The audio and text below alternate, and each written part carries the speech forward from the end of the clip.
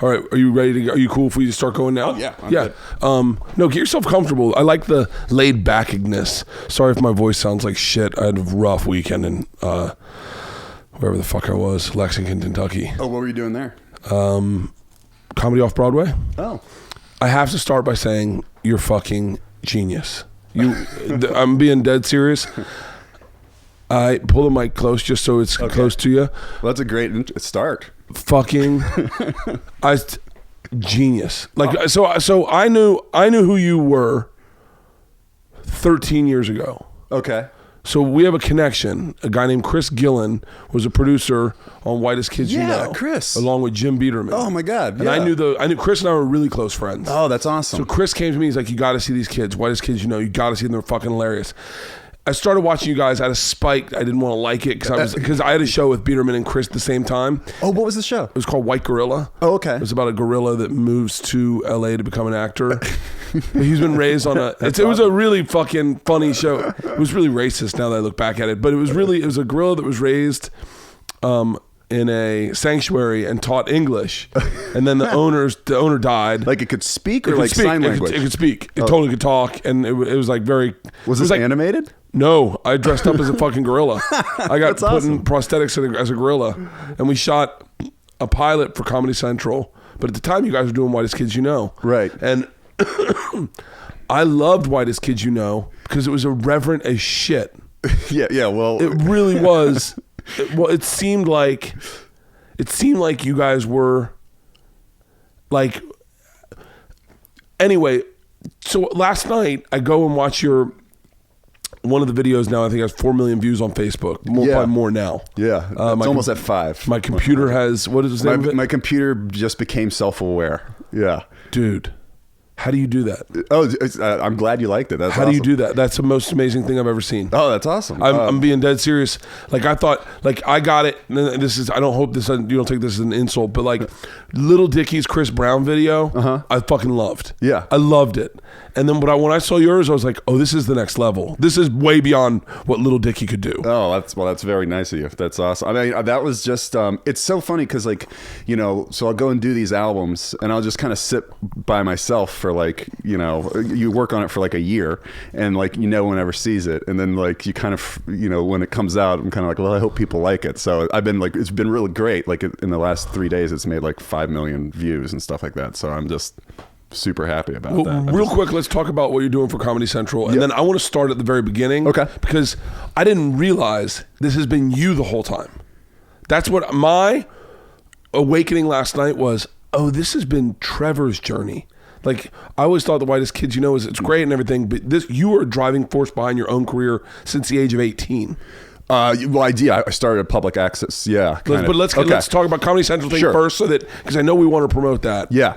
So what's going on with Comedy Central? So I've got a new special coming out Friday, April 20th at midnight. So I guess it's technically the 21st, but it's going to be an hour-long special.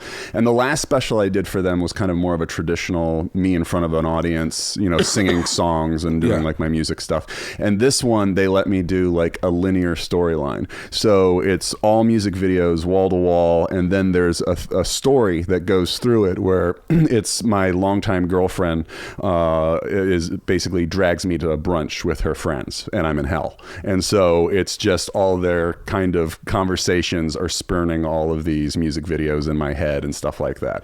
So there's a lot more production value than just a regular hour special. Yeah, no, this is like a little movie. This is like a little, dude, I can't tell you enough how much that video blew my fucking mind. Oh, that's awesome. Your writing in that is so tight, so compact, so fucking fluid. I was sitting there going, my wife was like, I want to watch it, and I was like, you won't get it. Like when you're talking to the Sphinx. Yeah, the Anunnaki. Yeah. It's like all my interests, like the singularity, DMT, kind of the idea that we're living in a simulation. Like it was just kind of all of that, mixed into one thing, kind of thing. So. That's amazing. So how did that process with Comedy Central start? You did the last one, and then they wanted to do another one, and you were like, did you have to go pitch it do them differently? Yeah, well, I originally when I first started, I've put out 3 albums with them. The first album I didn't do a special for. I self-produced some music videos for. And then the second time around, they were like, "We'll let you do a special." And then I kind of pitched this idea, but I think there was a little hesitant at the beginning. It was like, "Well, let's just do a regular traditional special." And so that's what we did, and that was great. But then the second time around, I pitched this again, and they were like, "All right, try it." So really, yeah, and it's been. I mean, the format really worked. I'm really proud of this one that's coming out. And I'm also doing a 24-hour long talk show leading up to it. So wait, when? It's starting. Want to be a guest? It's starting. I'm in fucking Utah this weekend. I would love that. Yeah, it's starting Thursday. It's all day Friday. So it's Thursday from midnight to Friday at midnight, and so it's 24-hour long talk show.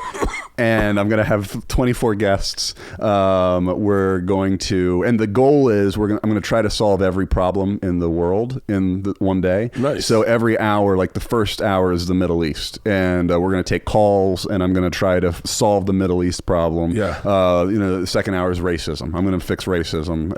Basically just go through everything, and then that'll end when the special comes on. That's fucking great. I don't think that's done enough.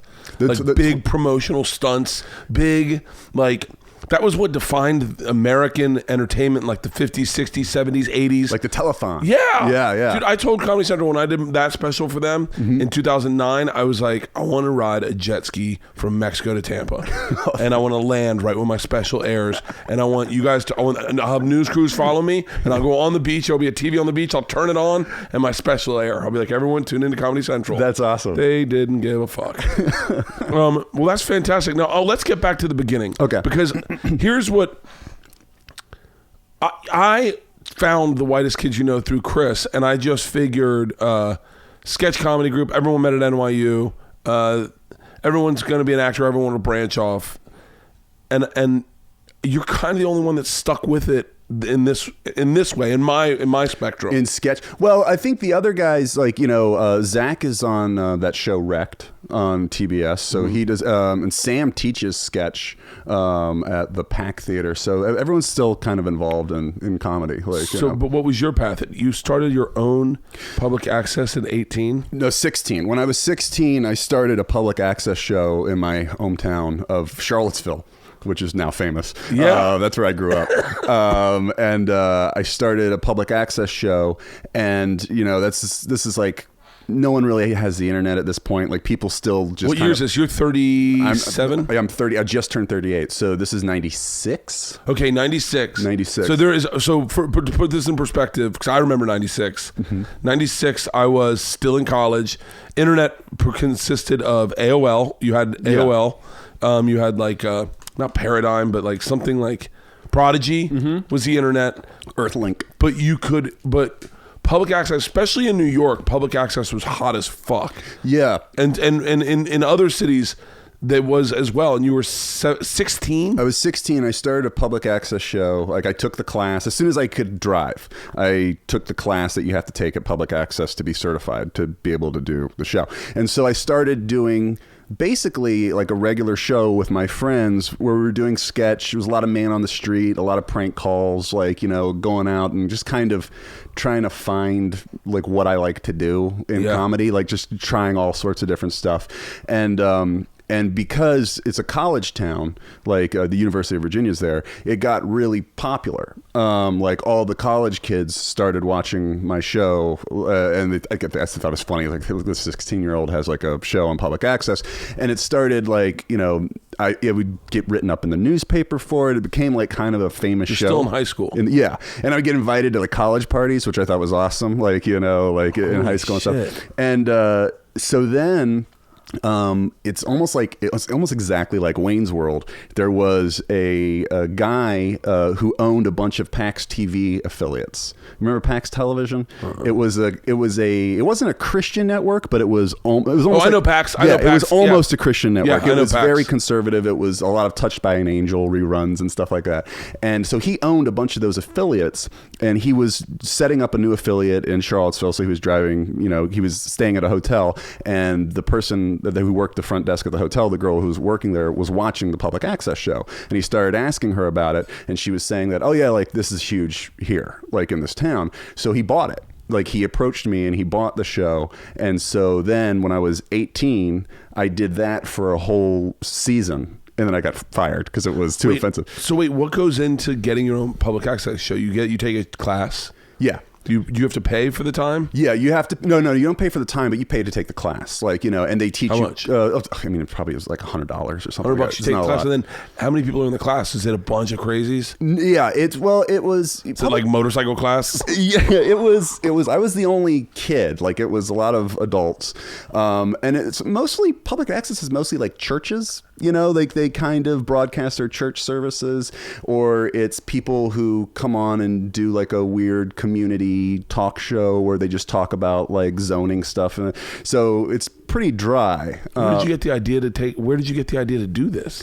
I think it was actually, if you watch Saturday Night Live in that era, like almost every sketch's premise was that it was a public access show. That was their way around saying, that's how they could justify these crazy characters having a show. It was Wayne's World was that, the Ladies Man was that, like basically everything was. And so as a kid, I was like, well, what is public access? And I looked it up and it was like, oh, anybody can have a TV show as long as you take this class, and there's no age limit on it. Like you can go down and have your own show.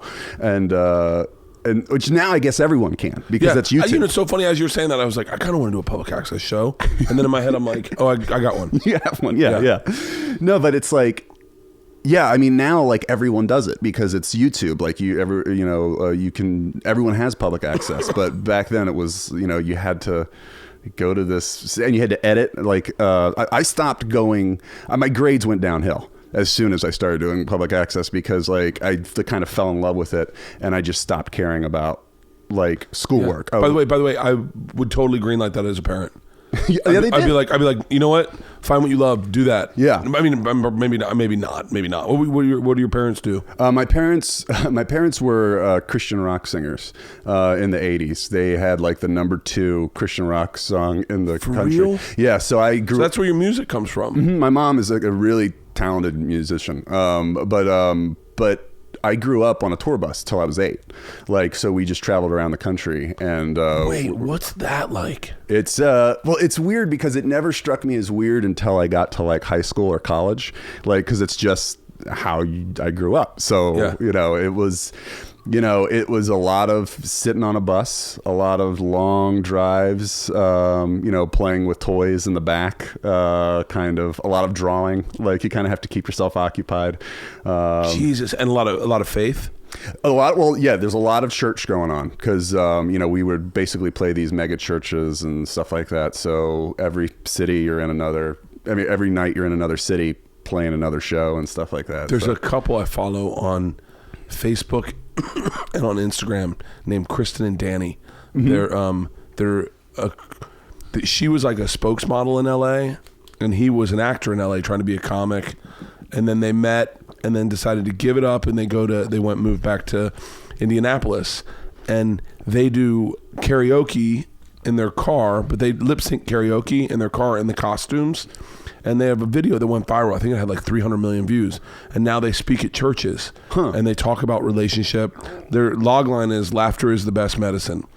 Grace and grit. Like I became obsessed with them. Really? I became obsessed with them because, number one, the cynic in me truthfully wishes I had faith. Like I wish I had blind faith the way they do. Right. The way they're like, I look at their lives and it looks so nice. It's just like they live in Indianapolis. Mm-hmm. They have really great relationships with their kids. They go to church on Sundays. I don't think Danny drinks. She's beautiful. She's like really just like, I'm sure there's darkness in their lives, but I don't see it. Right. And of course, just not to be worried about death. That's the thing that always is like, because that's in everybody's head, like, worrying about death, and to just not have to worry about that in your own mind, that just has to free you up so much. Like, oh, I would love that. Yeah. Do you an only child? No, I have a sister. Okay, so you and your sister are on a tour bus. Yeah. Your parents are writing songs together. Yep, and they perform together. And you go and you know their songs. Like, could you sing one of their songs right now? I performed with them when I was a little kid, and then I quit when I was like 6. I was like, Really? I'm done. I'm out. Like, yeah. Really? So that's interesting because my daughters don't perform with me, but I talk about them a lot in my act. And on Instagram, my daughter had a period party last night. She got her period. And you have a party? Yeah, it's the new thing. Really? Yeah, red velvet cake. I had never heard of pasta with red sauce. Are you kidding me? I'm not joking. Everyone wears red. I swear to you. What? And so, and so I put it on Instagram because it's so bizarre to me. Yeah. I put it on Instagram, and then I woke up this morning at like 5 a.m, and I was like, it was in my stories. Girls getting up for school, 5:45, and the girls getting up for school, and I said to Isla, I was like, hey, that's on my Instagram stories, your period party. I didn't realize you're going to school today. You probably don't want every kid to know you got your period. Right. And I was like, do you want me to take that down? And she was like, yeah. She goes, I don't know. I want to be able to see it again, but I don't want other people to see it. So I was just like, I'll just delete it.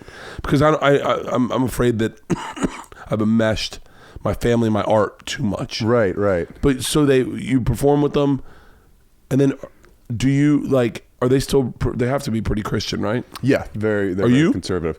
I'm kind of like agnostic. Like I realize that there's no way for me to know to a certainty. I want to just be, I wish it wasn't looked down upon in Hollywood. I wish it wasn't, I wish I didn't have questions. I wish that I had blinding faith. And like, when we were like 16, we were high as fuck on a dock. Me and this other kid, I won't mention his name because he's very rich and lives in Tampa now. And if you grew up in Tampa, you know who I'm talking about. And we were getting high and we were wearing ski goggles. And he said, what if you're just good for this lifetime? You get an eternity of happiness. He was like, what if it's real? Like, does it hurt? And we were high as fuck. And I had a panic attack. I spun out hard. And I was like, "Oh my God, I'm being bad. I'm asking for eternity in hell." Like, I was like, "Oh, it was a fucked up conversation." But do they still live in Charlottesville? Yeah, they do. Nice. Where's your sister doing? My sister lives in Chicago. Yeah. Ads? She does. She's an editor for a medical journal. Really? Yeah. That's interesting. Yeah. So, so you're the oldest? I am the oldest. Yes. So when you start this public access show, you do it. They buy it. You finish high school? Yes, I finished high school. And then you do a season. I did a season, and I got canceled because it was a very Christian network. Say cancer. No, I got cancer. No, but it was a very, very, very religious kind of channel, and the show I was doing was not at all. And so they were getting tons of complaints from people.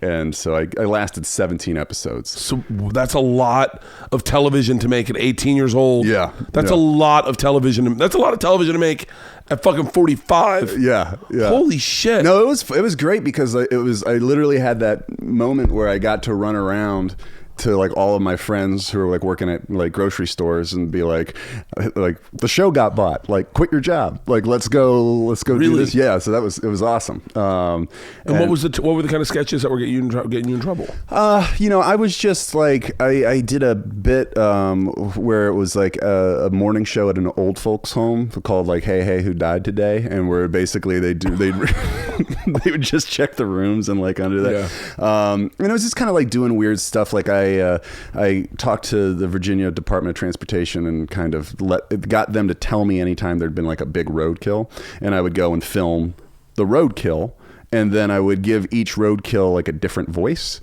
and then I did Hamlet with all these different but like close-ups of like worms coming out of like. How great would it be to have no insight on what's going on in the business and just do your own thumbprint? That's what it was. It was just kind of like, I don't know. Do these live online? No, I haven't put them online. I have the. Oh my God, are you fucking kidding me? I should. I own them, so I might as well. God. Yeah. Oh, I would make that my TV show.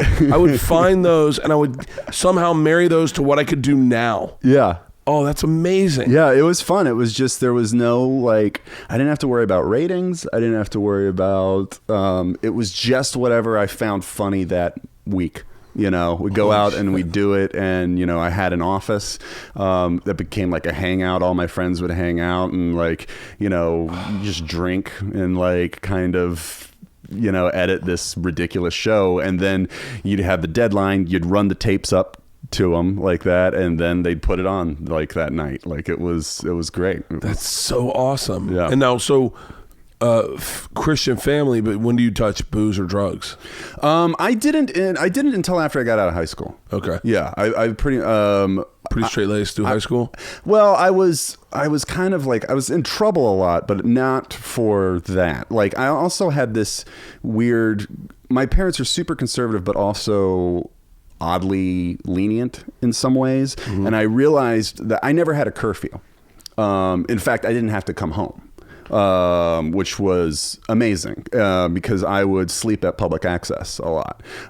So I would be editing all night, and then, or I had keys to my dad's office in town because I lived 30 miles away from my school. I lived out in the country, and so I would drive. I would work, edit until like 2 or 3 in the morning, then go to my dad's office, put a cot on the floor, sleep there, get up, shower, and then go to school, and then repeat it again and again. So a lot of times I didn't go home, but I knew that if I ever got in trouble, I would lose that like privilege. And my parents would say that, they were like, we're pretty lenient like on your comings and goings, but if we ever get caught with anything, we're not going to be lenient. And so it was kind of a calculated, like, I was like, That's smart. While I'm here, I'm just going to kind of. It's a smart parenting move. Yeah, no, it was. I would definitely do it with my kid, kind of. We're talking about parenting right now with our kids about being honest about sex and drugs, and I am not comfortable with that. About being honest? About being honest. I don't know if I'm ready to tell my daughters. You have all daughters, right? I have 2 daughters, Two daughters, okay. I think they were both in there when you walked Yeah, through. yeah. And then George was in taking a class, and Isla's probably playing on her fucking iPad. She's the one that got her period. So Leanne was talking about that today, about how to be honest with them. And Leanne's had a lot more sex than I have. So I don't want to share that. Like if they're like, right. Mom, have you had sex with more than got people than Dad? And she's like, yeah. Then what do I look like to my daughters? Right. And I've done a lot of drugs. And I still party. I mean, I don't do like coke or anything, but like I still smoke weed. Right. And I drink a lot. And I don't want them to know that I don't fucking know. I don't know. Anyway, you moved to New York. Yeah, well, that's such a, I'm sorry, just a sidetrack go ahead, there. Please. The thing that I find is I just had a kid. Oh, really? Yeah. Congratulations. Thank you. He's 7 months old, so he's very, very young. So it's easy. He doesn't know anything yet. Yeah. But the thing that I'm fascinated about and kind of worried about is like, when do you talk to them about the internet? Because that has to be a giant conversation now, like where you have to be like, all right, whatever you put on the internet is there forever. Like I think you got to sit them down and show them like the Star Wars kid. You got to show them like all of these viral kids who have become memes and their lives are ruined because of some like cringy thing they've done, and kind of be like, think twice before you post anything. Like, you break up with a girl, don't film yourself crying and put it online. Don't do like. Do you realize I would be memed out had they? I was just saying to my wife this morning. I thought I was listening to you and Rogan, and you had said that you were doing Whitest Kids You Know the day the iPhone came out. Yes. And that go ahead and retell it again, but it made me think of something. It was this kind of crazy thing that like we were shooting a season of Whitest Kids when the first iPhone came out, and I got it the night it came out. I didn't wait in line, but I went and like waited until the line died down. They still had them, and I got one.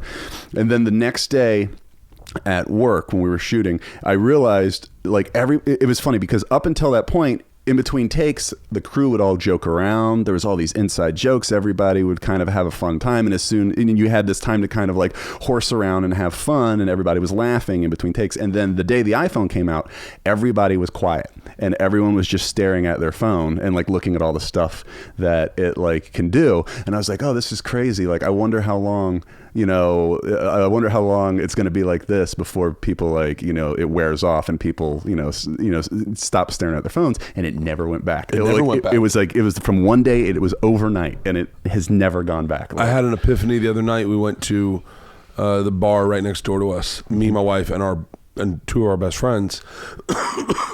And we went in, and we all sat down and got a table, and I went up to the bar, and it's a good dive bar, and the drunks were on their phones. Yeah. The drunks who used to tell lies and spin yarn and tell you about the money that their sister stole from them and that's why they're here. Yeah. They don't have the drunk stories anymore. And I was like, oh my God. And then I thought, I wonder how many of my relationships I would have stayed in if we had had phones. Because you don't have to really talk. You would date someone and you had to talk to them the whole fucking time. Yeah. If you were with them, you had to talk to them. And at a point, you'd be like, this person's an idiot. Like, I'm done. But me and my wife had just enough time without the iPhone. Yeah. And now, when we're in the place where, you know, it's like, technically you would be getting bored of someone, we've got iPhones. Yeah. So if I get bored of my wife, I just get on my iPhone. It's fucking amazing. I think that I heard you say that.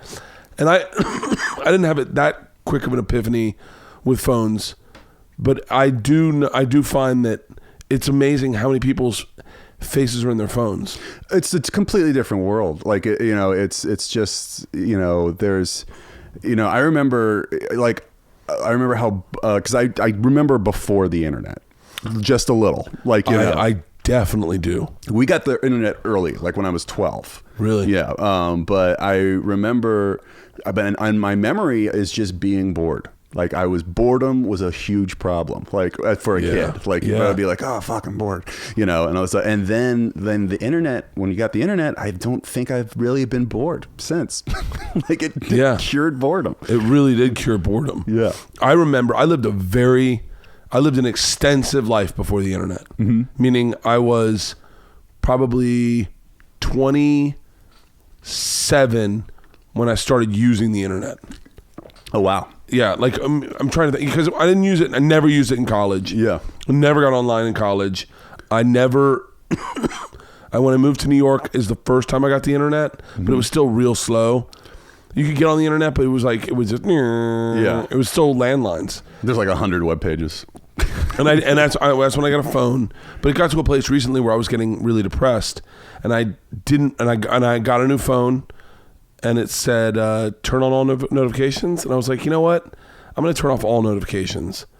And I immediately felt better. Really? Because my biggest thing was texting. Like, I would look to see if someone had replied, or I'd text. And then if I heard a ding, I go, oh, is that the reply, or is that this? And it would just, it was on for my Instagram. So anytime there was a like, I'd post videos with like 100,000 likes. Right. And so, or views, or like 20,000 likes, and they would just ding, ding, ding, ding, ding, ding, ding, ding. And it was distracting me, and I wasn't happy. Yeah. And when I turned off all notifications, I don't get back to people as quickly. And we had an argument about this last night, but I am exponentially happier. Yeah. My goal now is when I wake up to not go to my phone. I saw some study that came out with, in like the last like month, where they were saying like social media is like it is absolutely linked to depression. Like, where they're like 100%. Yeah, it's because you're watching other people putting the best foot forward and the best rose-colored glasses on their life, making their life seem better than it actually is, and then you're seeing everybody do that, and you're like, well, my life's not, you know, I'm not drinking wine at sunset every night like everybody else seems to be. It's amazing that you're so right. Is that all it is best foot? Like, I mean, I have friends in Tampa that I would never imagine. Like, I see sadness when I think of them. Then you look at their internet profile and you're like, oh, you're killing it. Yeah, yeah. But like, I do that sometimes. The one bit I've been wanting to do is subliminal branding, #subliminal branding. So on my Instagram stories, when I show things, like, I'm obviously trying to tell you a story of something else. Right. So like, I did a shot of me jogging in the canyon the other day. Who the fuck videotapes themselves jogging unless I want everyone to know, hey guys, I'm healthy. I know you think I party, but I'm really also very healthy. Yeah. Like, it's the subliminal branding. Yeah. And it'll make you fucking crazy. Yeah. Because you're putting out, like, I don't put out, when you're a young comic, there's a thing you do. This is when the internet, when MySpace came out, you would say, hey guys, I'm headlining at this club this weekend, which really means, hey guys, I don't headline a lot, but I'm happen to be headlining, and I want you to know I'm headlining because I'm a headliner. Yeah. But I'll be back to featuring next week. Yeah. And so I was very cognizant never to say I'm headlining at this club. So I'd go, I'll be at whatchamacallit this week, and if people hit me back and they're like, who you with? Then I'd write, I'm headlining. Now the one is, hey guys, also all shows sold out. Like, why are you telling anybody? Yeah, what's the point of that? Yeah, and then or like I have the shows this weekend in Salt Lake City. All Friday and Saturday are sold out, but there's tickets left for Thursday. And as you were walking in, I was writing an Instagram post to let people know there are tickets available for this weekend. And trust me when I tell you, there's a part of my brain going, should you tell everyone that you've already sold out Saturday and Friday? Right. Let everyone know. And then you're like, no, let them go to the website. If they want a ticket, they'll be like, oh, fuck, I can only go to Thursday. Right. But it's a weird... So you should go the other way and just play really into be like, guys, I'm super worried no one's going to come to my show this weekend. Yeah, like, right? You know, like kind of just go into the insecurity. And then you see people copy other people. Like, the thievery on the internet is fucking insane. Right. Like, this is simple, super simple. And I don't mean to start a huge beef about this, but like my buddy Brendan Schaub does this thing where he just takes a picture of his shoes. He's like, in studio kicks for Thursday. Like he likes to show, he's a shoe guy. Yeah. Man, I see so many people taking pictures of their goddamn shoes in the exact same way that he takes pictures of his shoes. Oh, yeah, because he does it, and then you know everyone's like, I mean, shoes are cool, right? Yeah. And so, but everyone does it. But in my head, I go, I first saw Brendan do that. He's the originator. You all are thieves, or people that like, well, this drives me nuts. And my buddy Segura does this all the fucking time. Is people who, I don't know how they get the video off the internet. They don't post it on Instagram. They post it as if like they found it. It's just a viral video. Yeah. But they post it on their Instagram and it gets like 200,000 views. But it went viral yesterday. No wonder it's getting 250. Like, just... Yeah. You know what people should do? It's like, because I feel like most of the time that people do these things, they're just taking a shit. Like, I feel like that's mostly when people are like on their Instagram and stuff like that. People should start just taking a picture of their face whenever they're taking a shit and just be like, taking a shit. Yep. Hashtag blessed every time. Like, I want one day I came in from the gym at the hotel and I walked in the door and I started a video and the door shut behind me, and it was a good beginning bookend to this video.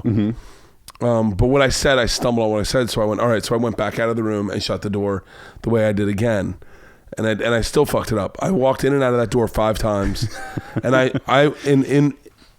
I got the last video out, I was like, I wish I had simply posted all of these. Oh yeah. Me fucking up left and right and left and right. Walking in and out of your door. It's amazing. You do see people do stuff like original. I think it's a human instinct to like almost emulate them, you know, to see what the person who's winning is doing and then do that as well. Right.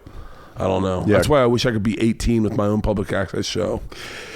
Yeah, I mean, like, it's funny because like now, like every 18-year-old is. Yeah, but they're all copying each other. Right.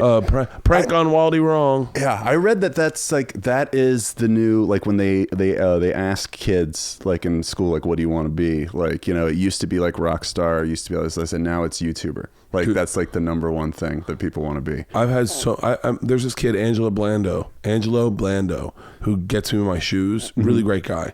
Starting a podcast, but the kid is on it. He's like 18 years old, 19 years old, maybe he's 20.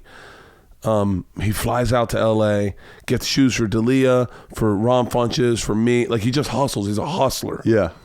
And I said, man, I got to be honest. In my head, I'm thinking, let me introduce you to my agent. Or let me introduce you to my manager. Let me get you a job in the industry.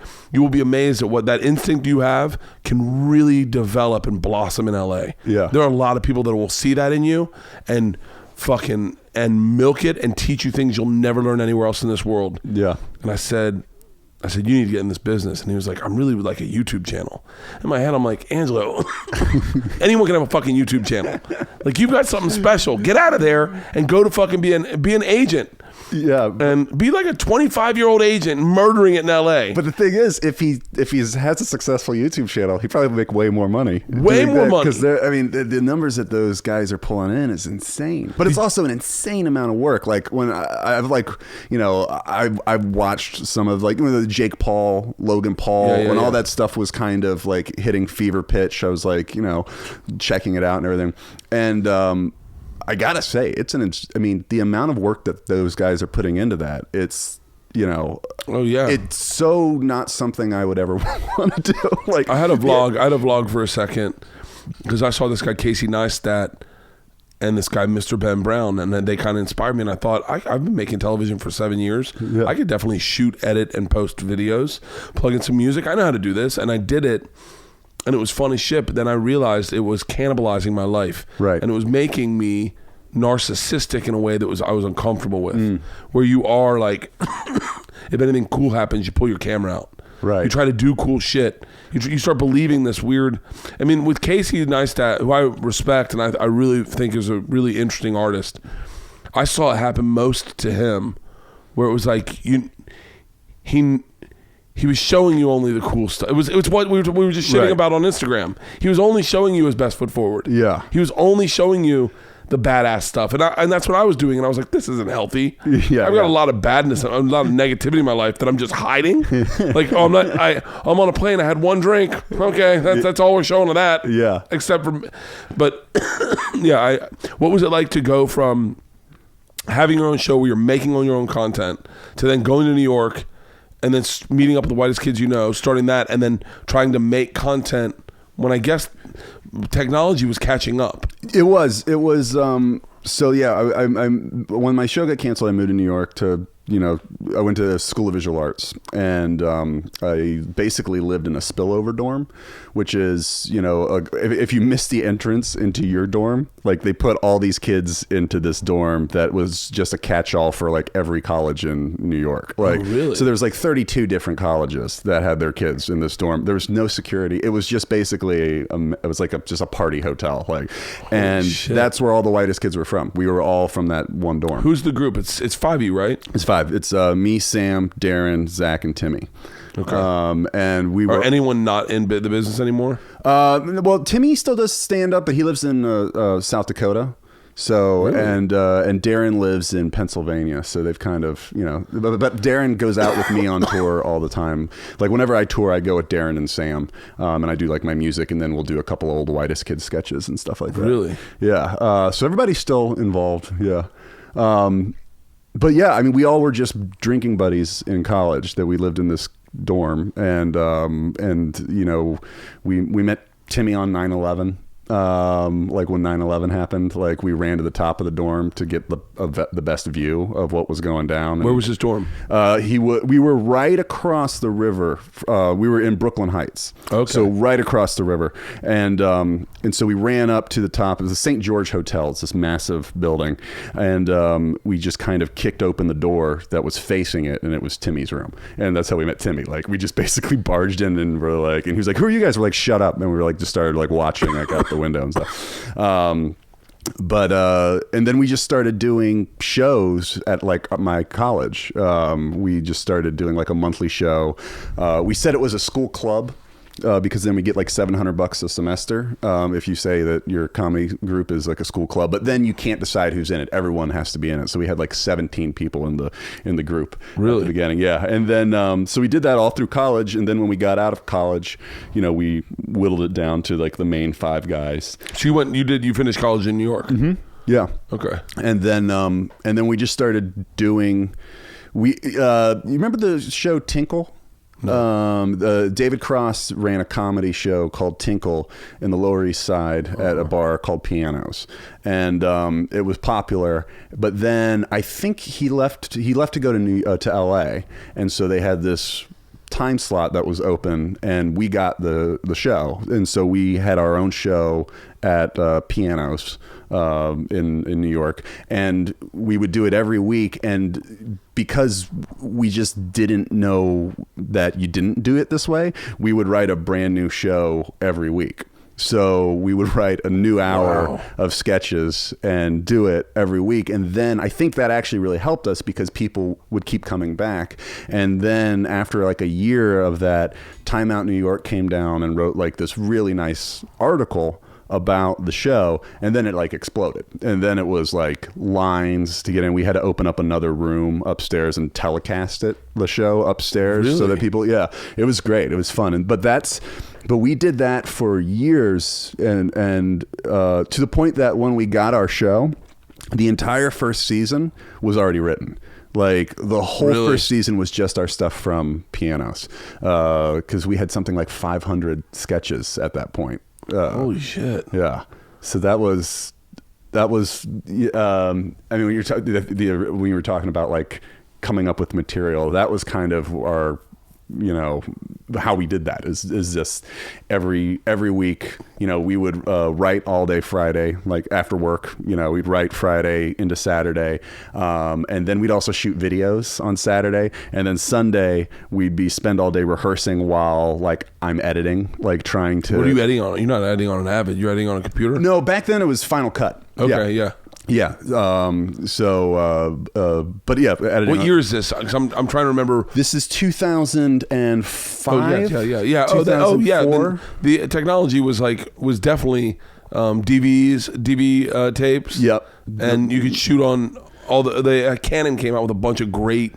Canon and Sony had a great. What I did was when I was taking out student loans for college, I took out enough to buy Panasonic 24p cameras, the first prosumer camera that recorded at 24 frames a second instead of 30. Yeah. So it actually looked film-esque. Yeah.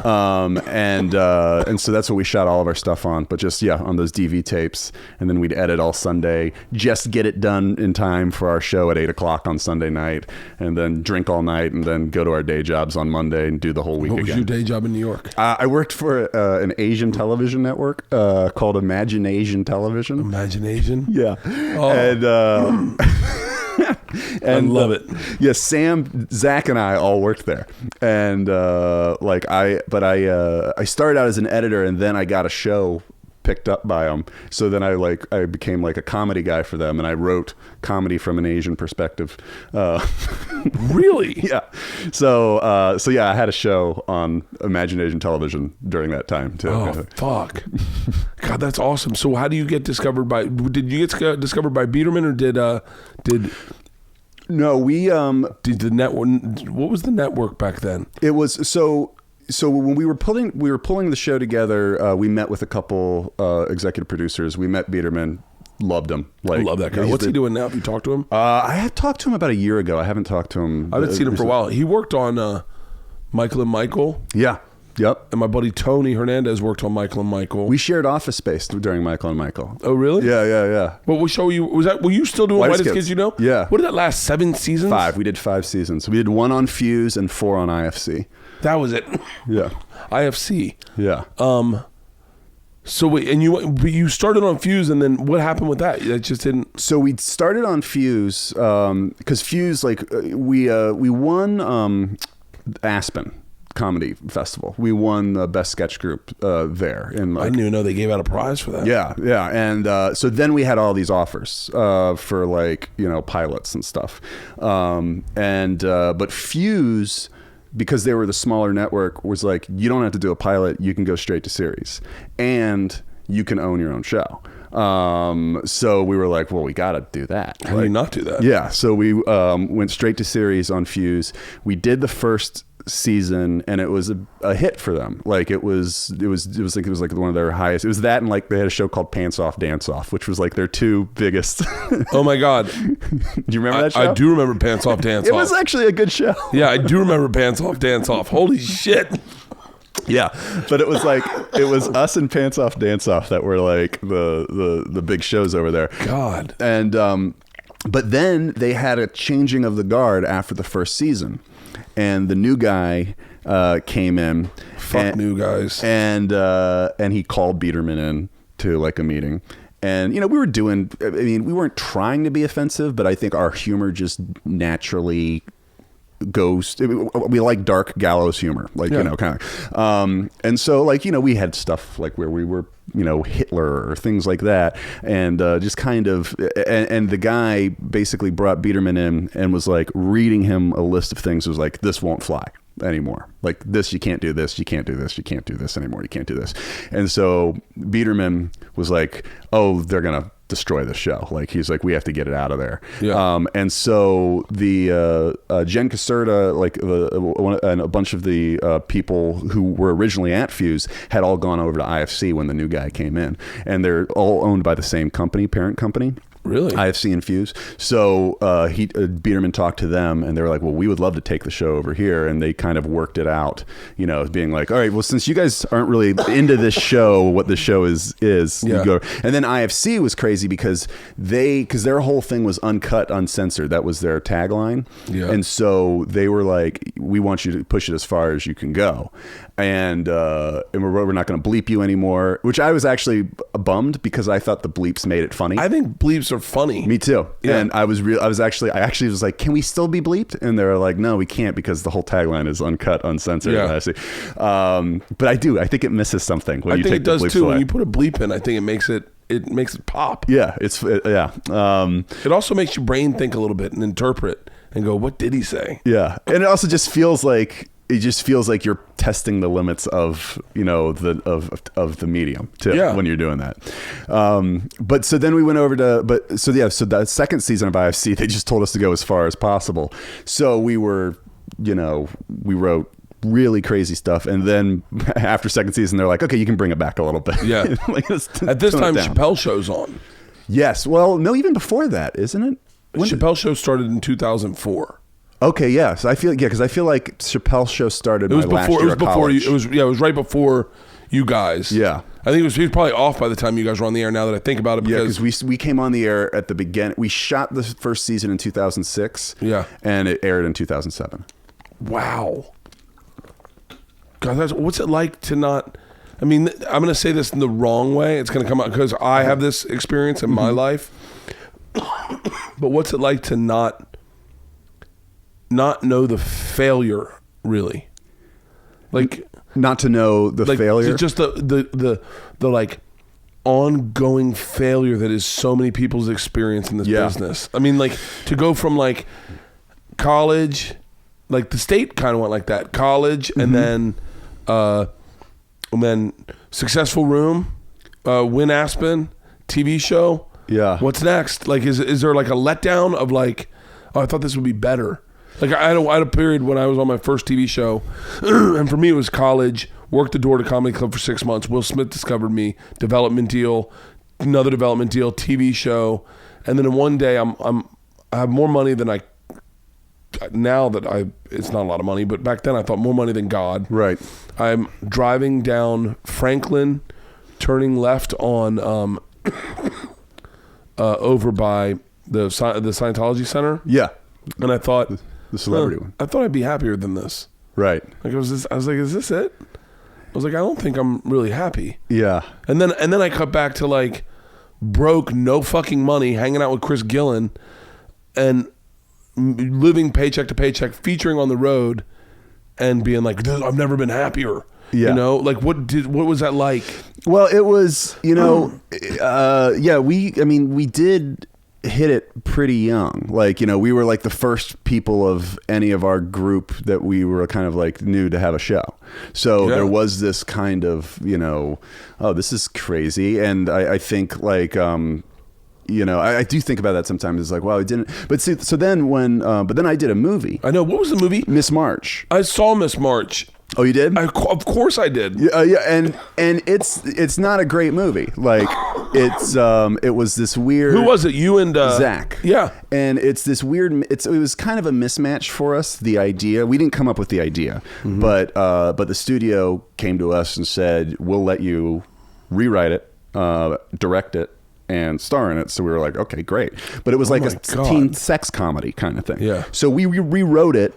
And we're just kind of, we thought like just taking the piss out of the genre, but it didn't really work. It's very uneven. Like it has very funny scenes in it, scenes that I'm like still proud of, but as a whole, it's very uneven and it doesn't work. But when that came out, that was very, like the critics hated it. Like it was, lambasted, like, it didn't do well. And so it was weird because at that point, then all of a sudden you're like, oh, now well, am I going to have a career after this? Like, am I going to? But then it was kind of realizing like what I was going through at that point. It was like, oh, this is what people go through at the beginning, you know. This is what. Oh, thank you. Yeah. This is exactly what, and it's good to go through that. Oh, yeah. Oh, not that this is going to sound, but I had so much success early in my career, so much, and then it went away. Like just one day, it just stopped. Yeah. Like, and I was like, I remember being in Pan Pacific Park. Is it Pan Pacific Park? The one on Third across the street from the. Oh yeah. I think so. That sounds. Yeah. I was in Pan Pacific Park, and I was like, I remember my business manager was like, "You need to book a commercial or something. Like they give good money." And I was like, "That's not how." He's like, "Do a commercial." Like I was like, I was like, "Oh yeah, I'll just do one." Like, are you out of your fucking mind? Yeah. And I was like, I guess I got to get on the road. And I remember telling my manager at the time, who's still one of my good friends, I was like, I need to get on the road. And he was like, I didn't get into this business to book fucking the Chuckle Hut in Wisconsin. I got in this business to make you a movie star. And in my head, I was like, I am so far away from that. Right. That I need to have some forward movement. Yeah. And I went from that point, like it was like $500 a week to host. Then you jump up to feature, $700 a week. Then you get into headliner and you're getting $1,200 a week. Then 13 the next year, 14 the next year, right. 15 the next year, and just getting to the place where it's like I've seen people make it so not effortlessly. I don't mean to disregard someone's talent or work ethic or right. or skill, but I've seen people take the path I was on, and I remember those, and it's almost like, yeah, this is manifest destiny. This is how it works. I'm brilliant. Like right. And then to see the failure, and to experience it personally, and then to get on a small track to success where for me, I got on Travel Channel. I was there for like 7 years, and then for it all to go away again, and again go, what the fuck am I going to do with this? Am I just a failure? And then to have success again, you really have a respect for. You start seeing other people in the business differently too. Yeah. You start seeing people who haven't made it and going, don't give up. There's always chance. There's always hope. Yeah. And then you see some people that have like made it really instantly, and they're just like, huh? What? I think it's unhealthy to not have, bumps. Yeah. And hopefully it makes people better comedians too, because like, I mean, I just from my own personal like experience, like I think when I look back before the Miss March thing, I think I kind of probably, when I think about how I talked with how I talk with network executives or how I would fight for things, I had this idea that, what I think is funny is right. And there's, because I had no reason not to. Like, up to that point, everything had been a success. Like, so why would I doubt myself? Like, and then after you do something that doesn't work, then you're like, well, maybe I'm not the end all be all to like, maybe, humor is subjective and and so then I think I became more open to feedback. After like, if I pitch something out and, if people aren't really responding to it and they're like, what about this? I'm more open to other people's like contributions and kind of things like that was so, but I don't know, if you don't have any of that, who knows what kind of monster you end up becoming. Like, you see these people who are completely, detached from reality. Like, I've seen that so much. Yeah. Like, and it's always these people who have just been, doing nothing but success. It's nothing but success. And then you like hear them talk and you're like, oh my God, you're an insane person. I know people. I know people that have not witnessed failure. Mm-hmm. Now I'm sure they have witnessed failure. They are so not only detached from what is funny, but from reality. Yeah. It's amazing to me. And I think I've had so much failure in my life. I remember at one point I was like, I think I'm more comfortable with failure.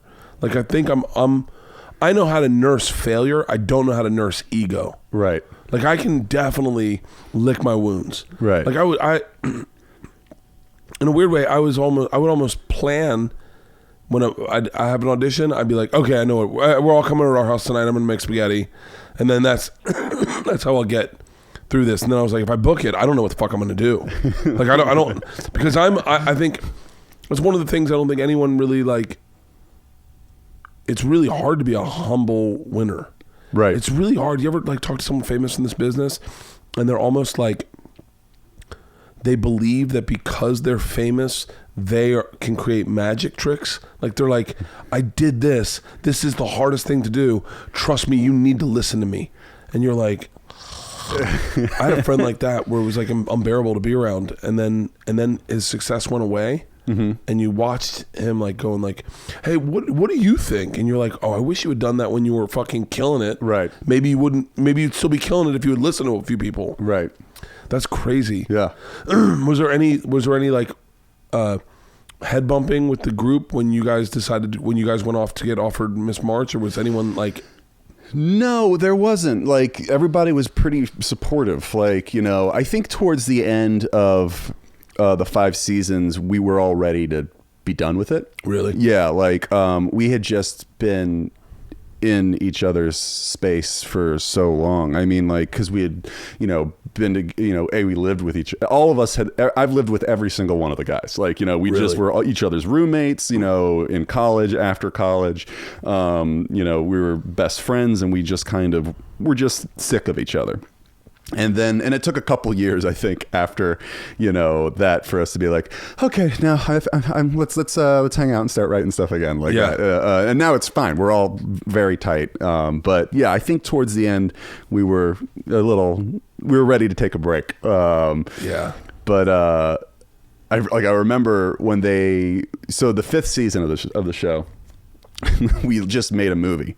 Like, and so we chopped it. It was called The Civil War on Drugs, and it was a Civil War movie that we made. And it's about 2 idiots who think the whole Civil War is being fought over legalization of marijuana. Like, and they go through the whole Civil War, like, believing that. And so we chopped it into 10 pieces and just put it throughout the season. And I'm not sure the network was into that. They were like, well, that's okay. So it's this one long sketch that kind of goes throughout. And so then to do a 6th season, we were like, all right, well, we only want to do it if we can do, like, it's all movies. And so it's just a series of films that play out as like, here's a half hour of it, here's the second half hour, here's the third half hour. Then a whole nother genre starts. And we like do that. And they were like, well, this is not the show that we signed up for anymore. Like, you guys were like cool to be like, then what? We're good. And we were just kind of like, at that point we'd done, we didn't want to start feeling like we were repeating ourselves. Yeah. And it's tough, I mean, now I feel like if we went back, we could do it. Like, because time has passed and there's all new things to talk about. Yeah. But it's hard to do 100 sketches a year back to back to back, and we had done 500 sketches at that point for like, it's really fucking hard. Yeah. And not be like, well, this is actually very similar to this sketch that we already did, like, kind of thing. So we wanted to stop before it started doing that. What was your initial plan right when you ended Whitest Kids? What was your initial plan? Where did you want to go? Well, I did a sitcom for a year on Fox. What was it? It was called Breaking In. It was with Christian Slater. No. Yeah, I did a sitcom for a year. How was that? It was weird. It was cool. What's Christian Slater like? He's great. I'm still Xbox friends with him. Like, really? I never talk to him on it, but like every now and then I'll be like, boom, and I'm like, oh, Christian Slater's on Xbox. Shut up. So I did a sitcom. I mean, I was like the 5th character. How great is that? It was interesting. It was fun. It was. Was it hard for you to let go of the writing? Oh, I bet. Very, very. It was. You'd get fucking horrible scripts and be like.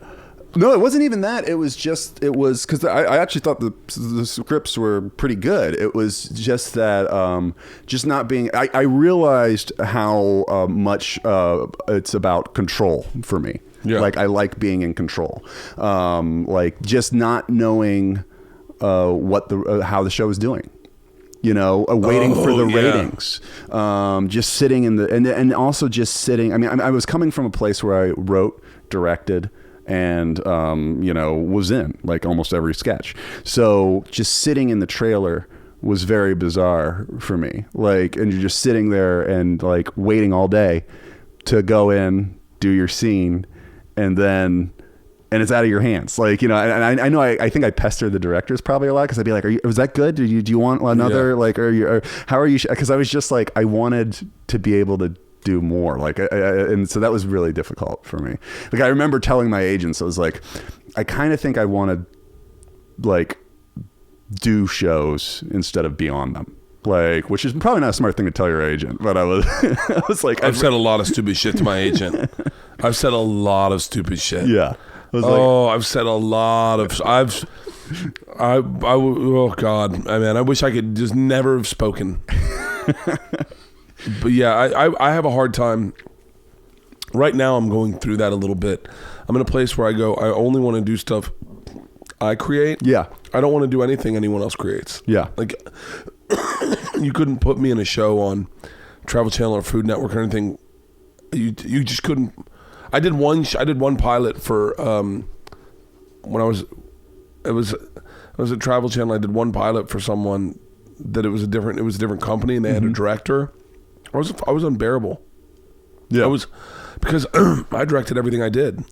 I mean, I say that, and anyone that worked with me was like, yeah, we let you think that, but like, I just wasn't doing any. I had set up a set of parameters of what I would do on TV and what I wouldn't do on TV. And now it's so funny. The shows that I would never have done, I hate watch, and I love hate watching them. Really? Oh my God! There's a show called Carnival Eats. I watch it It's like it must be like what those dominatrix, the people that like to be dominated. Yeah, it was is it sadist or masochist? Which one is it? It's got to be masochist. Yeah. I watch it and I see the guy. He's like, this looks like and then I'll wink at camera, tasty bite. Like, I would never do that. I watch it and I just go, oh, I watch him make mistakes on that show. Like, they light a scene, and they're set up and they're going to do a bunch of, on the fly interviews, but they have it lit so it looks pretty. Who gives a fuck if it looks pretty? They have this black guy with gold teeth receiving a 24-inch sandwich, and he's acting so poorly that I'm like, I'm watching this guy act. Oh my God.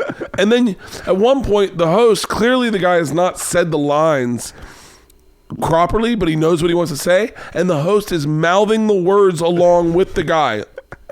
And so I hate watch that shit. I've said to my agents out loud, I do not want to be on a sitcom where I'm just the third guy. Right. I want my sitcom. Right. Like, I want to create it. I want to be in charge. Yeah. I want to be telling you what I will and won't do. Mm-hmm. I could not sit in a trailer. Yeah.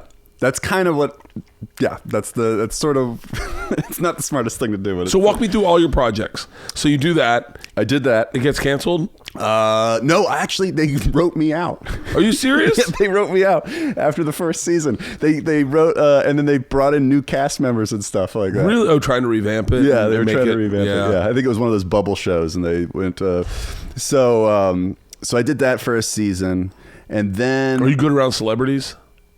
Yeah, I mean, I'm horrible. I mean, not in the sense of like I'm not good at. I don't know. I mean, I don't go. I don't really. There's some. I like weird celebrities. Like a lot of celebrities that I think people would get excited about. I'm like, okay, but. Like I love this. Like there was this documentary that I watched all the time called Dope Sick Love. It was on HBO, and I watched it all the time. It was about couples on heroin that and I just loved it, and I watched it all the time. And then one day I saw one of the guys from Dope Sick Love riding his bike down the street, and I blurted out, I was like, Sebastian, like that, and he stopped and looked, and I realized like, oh, I can't, what am I gonna do? Like, I can't like be like, I'm a huge fan of your horrible addiction, of your wreck of a life. Yeah. So I was like, and everything like that, and I just kind of what kind of TV shows do you get into? You don't like watching the type you do? I don't like, I love like car wrecks. Like I love like My 600-pound life. I love My 600-Pound Life. Oh my God. I didn't know I was pregnant was probably one of my favorite shows of all time. I didn't know I was Have you ever seen that? No. It's fantastic. How does someone not know they're pregnant? Because they're idiots and they're obese. That's how it happens. It's really dumb people who are also obese and are not paying attention to their body. And but the greatest thing about it is that they reenact it. So it's almost done like Unsolved Mysteries style, where they talk to the people and they're just like, well, I had stomach pains and and it always ends with them going and trying to take a shit and having a toilet baby. That's like every episode, and they always reenact it, and it's the best because then in some episodes they'll put a baby in the toilet and you'll see the shot of like the baby crying from the toilet, and it's like some new parent whose baby is still like could pass for an infant, like signed up or like, I want my baby in the TV in the Hollywood, and they put their baby in a toilet. I always watch those and I go, how did I not get that job as a reenactor? Like I always, my agent's not sending me out for anything. Well, I met someone who worked on that show once and at a bar, and I was just like, I was so excited. I was like, it's my favorite show in the world. I was like, why do these people give you permission? Because no, you can't be on I Didn't Know I Was Pregnant and come off any way but looking like the biggest idiot in the world. Like there's no way. I mean, like, why do these people let you do this and tell their story and show their names and stuff like that? And she was like, you have no idea the waiting list we have of people who want to be on the show, because the idea of somebody reenacting your life is so enticing to people that they just like, she's like, and her job was vetting all these stories to make sure they were real, like talking to the hospitals and stuff like that. But I guess the want of fame or the want of notoriety, or I guess maybe it's just having a meaning to your life. Yeah. Some people will go, oh, I have no meaning to my life, but if I'm on, Intervention or one of those shows, then now I have meaning. Yeah, well, our culture is so set up to be like, your meaning of life is fame. That's the meaning of life. And that's the whole, going back to the social media and all of this, it's just, that's what we're just programmed, it bothers me. It bothers me. Not as much anymore. And by the way, this is going to sound shallow. I understand that. But it bothered me when I saw people who took noble professions then seek fame. Because I was like, yeah, I sought fame and I admitted I'm shallow. This is what I'm looking for. Mm-hmm. And for me, it wasn't technically fame. It was art. It was like, I want to be a comedian, but I understand that this goes along with this. So I'm cool with that.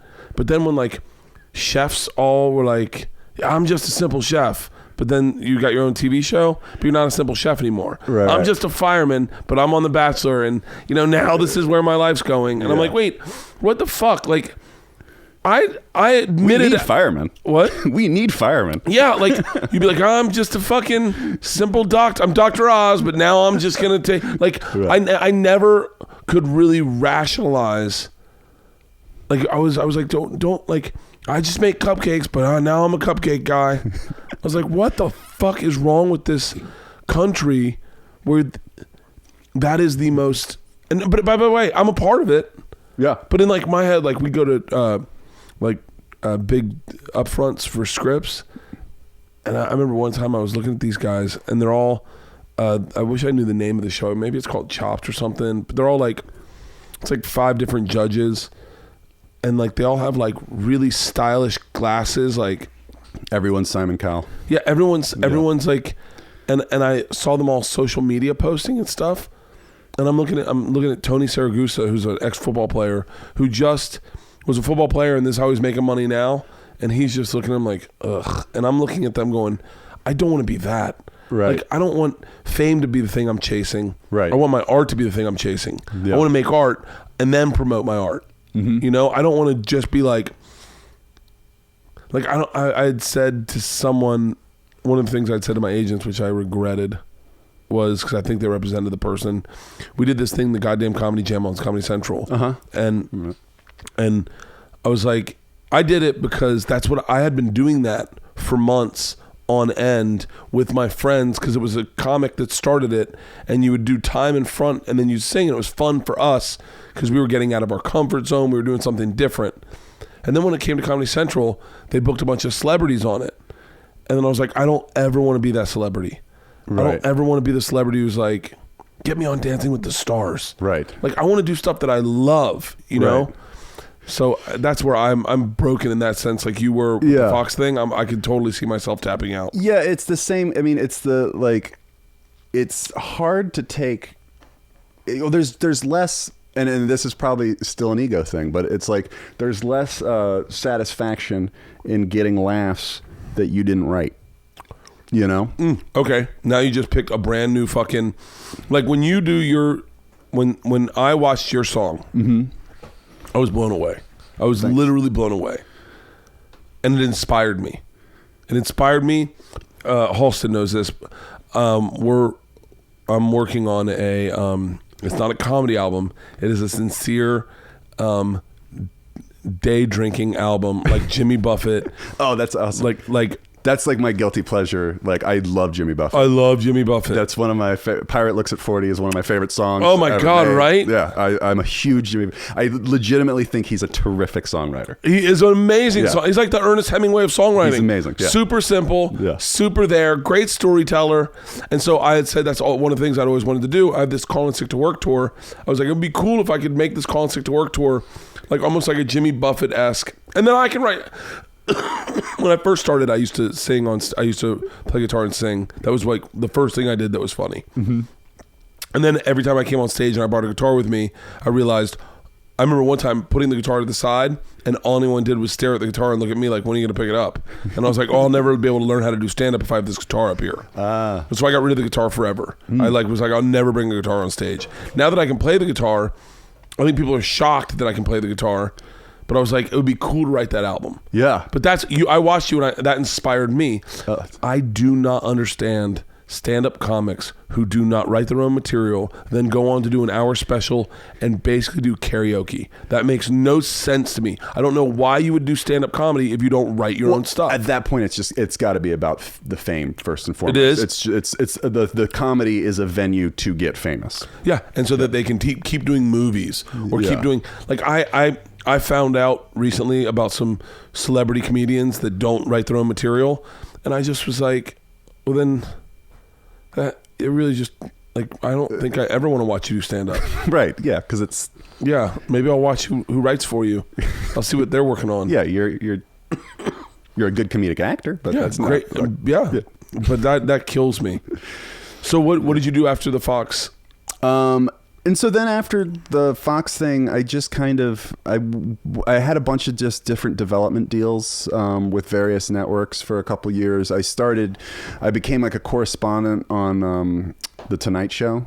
And I did that for 5 years. God damn, you have worked nonstop. Yeah, but it was like, but for a couple years there, it was just doing these, I kept going from development deal to development deal. Like I'd have a pilot here, I'd have a pilot here, and they just wouldn't make it to air kind of thing. And, But so I was really thankful for the Tonight Show thing because it felt like I was still, doing something that was making it out there. Like I had my regular bits that I would do once a month on the show and stuff like that. How did you dodge not getting huge through the internet?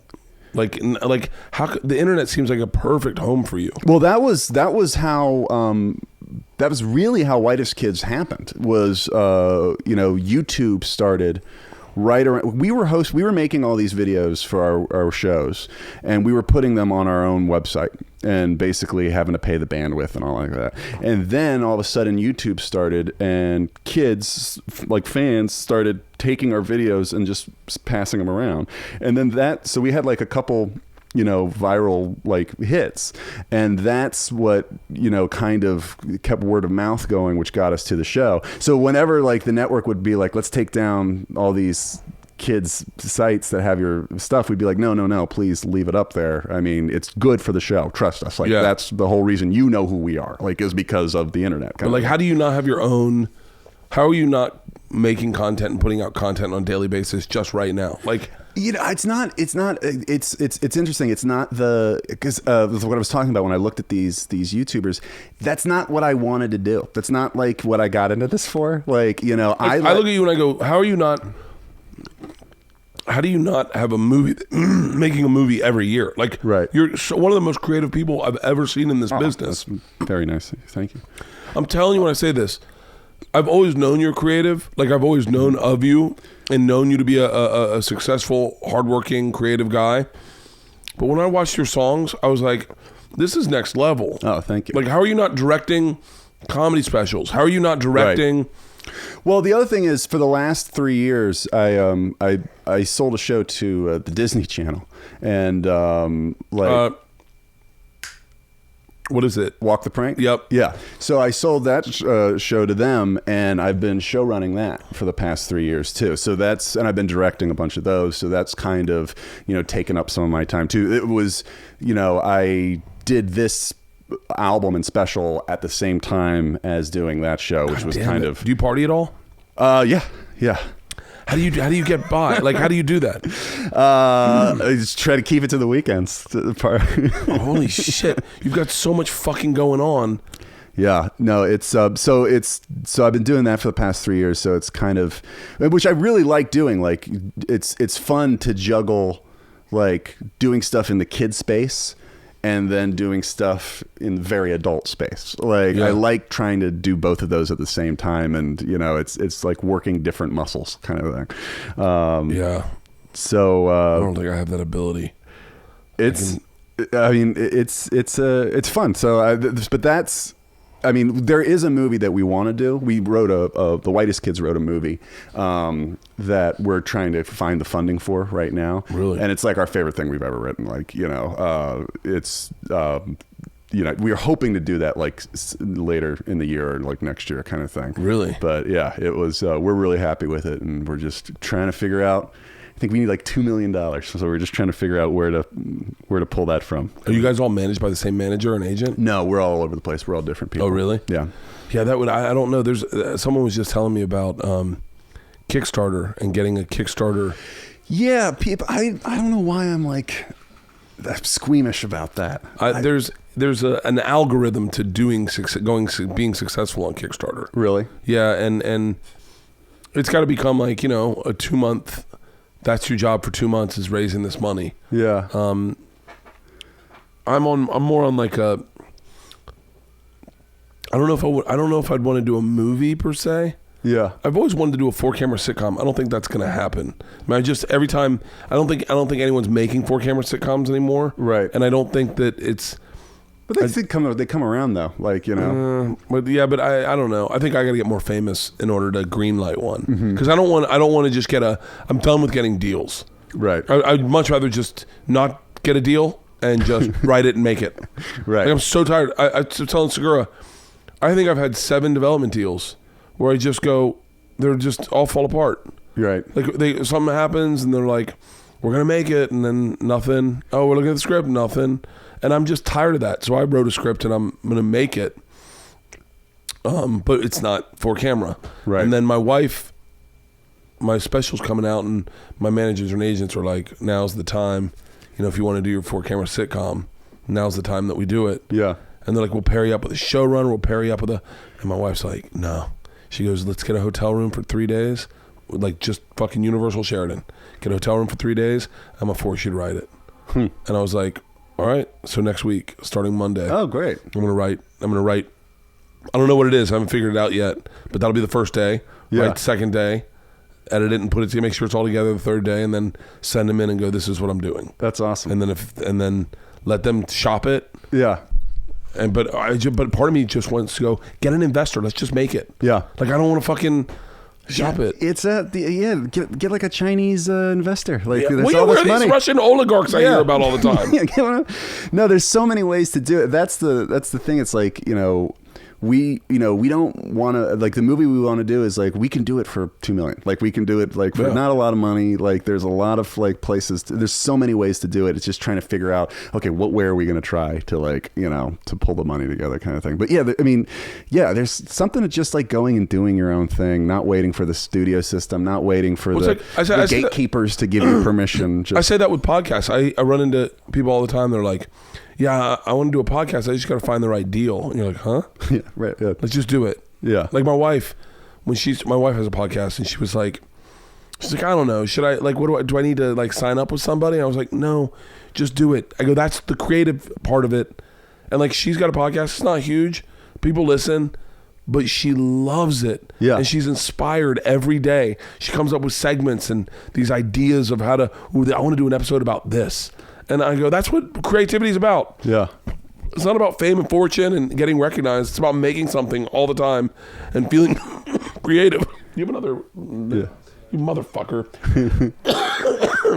You know, I think I was out of the system for so long in creativity by doing Travel Channel that when I got back into stand up, now I'm just like, bubbling. I love getting on stage and coming up with a joke in the afternoon and then writing it and performing it and then going back and listening to the recording and making it tighter. I miss that. Yeah. When you tour, what is when you go on tour, what does it consist of? What kind of venues do you do? I do a lot of like comedy clubs. Really? Yeah, and it's largely music. Yeah. Like, so my show I do is usually like music from the previous albums, the new album, and then I'll show video. Like I've recorded some like hidden camera man on the street kind of things that I just show at like my shows. And then I do and then I'll do some old Whitest Kids sketches with like whoever from Whitest Kids is with me in that city. So it's kind of a combination, almost like a variety show. Like halfway through I just remembered Slow Jack. Slow Jerk, yeah. Is it Slow Jerk? Slow Jerk, yeah. Oh. Yeah. That was that whole bit is pantomiming jerking off. And that was the first time anyone recognized me from the TV show, is I was sitting in a bar and somebody just pointed at me from across the bar and just started like slowly pantomiming jerking off. And I was like, this dude's like, what's going on? This dude's like super hitting on me. So, and then it hit me. I was like, oh, he saw the TV show. Like, yeah. Where did you meet your wife? We were both NBC pages. Really? We were both in the So you've been with her for how long? I have been with my wife for 15 years, almost 15 Holy years. Shit. Yeah. Been married 7. We were together 7 years, then we got married and we're almost 70. So I guess 14 years. Yeah. And just started having kids? Yeah. Are you gonna have more? Maybe. I don't know. Did you get them baptized? No. Or christened? No. Are you going to? I don't think so. What do your parents say about that? I don't know. They're probably not happy. We never. I don't think we ever got our kids baptized or christened. Oh, really? Yeah, but it was just Gillen did. Gillen got both his christened. Yeah. But yeah, I don't. It just didn't. And then circumcision. You didn't have to worry about that because you had girls. Girls, yeah. Yeah. My sister. Why did you get your kid circumcised? I didn't. You didn't? No. Are you going to? I don't think so. Are you circumcised? Yes, I am. But wait, don't you? For real? I don't think you. Yeah. No, I didn't do it. Yeah. Wait, did you talk to your wife about it? Yeah. I talked to a bunch of nurses about it. What did they say? Well, they're not allowed to sway you one way or the other. It's like really strict. And then I was like, because I've been, so I've been on the fence about it. And then I was like, I asked one of the nurses, I finally was like, do you have kids? And then she's like, yeah. I was like, you have boys? And I'm like, yeah. And I was like, did you circumcise them? Like that. She was like, no. Like that. And every nurse that I asked when I got to personal, like asked like that, they were like, no, like that. And so I was like, all right, I'm not doing it. Shut up. Are you circumcised? I'm circumcised. I mean, maybe I wish I wasn't. There's no way to know. That's the thing. Yeah. It's such a fucking weird. And what did your wife say? That convinced her. Like really? when we started talking to nurses, and none of the nurses really had done it with their own kids. I was like, and when you said it to the doctor, was he like, good call? No, they were like, okay. But it wasn't like, I believe it. I mean, I don't know. It seems like a odd thing to do, except that everyone does it. Like if it weren't for everyone doing it, it would seem like an odd thing to do. Oh, yeah. The guy that pitched it must have been like, okay, I know this is going to sound crazy. I got an idea. I want a job where I just cut the tips off dicks. I know mine isn't done that way, but I want to, like, because they started doing it when they had to do it to themselves first, right? I don't know. I don't know who the first chicken or the egg. The first guy who did it. I don't know. What is it? Is it meant for cleanliness? I think probably back in the old days. Yeah.